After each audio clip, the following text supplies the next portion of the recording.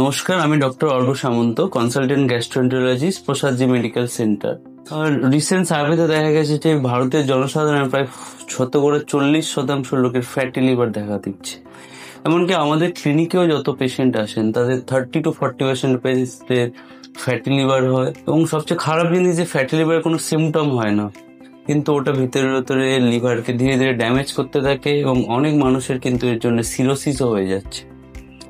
Fatty liver হয় fast food, junk food, মিষ্টি জাতীয় জিনিস বেশি খাওয়া, আমাদের লাইফস্টাইলের চেঞ্জেস, এক্সারসাইজ করা না করা, বসে বসে কাজ করা, এইসব কারণে বেশিরভাগ ফ্যাটি লিভার হয়। আসার কথা এটাই যে যদি আমরা ফ্যাটি লিভারকে সঠিক টাইমে ডায়াগনোস করতে পারি এবং তার চিকিৎসা শুরু করতে পারি, তাহলে কিন্তু ফ্যাটি লিভার পুরোপুরি নিরাময় করা সম্ভব। না হলে ফ্যাটি লিভার কিন্তু ধীরে ধীরে এগিয়ে গিয়ে সিরোসিস হয়ে মানুষের এমনকি লিভার ট্রান্সপ্লান্ট করার দরকার পড়ছে।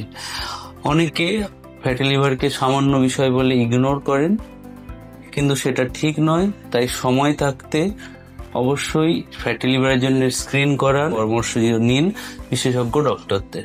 নমস্কার।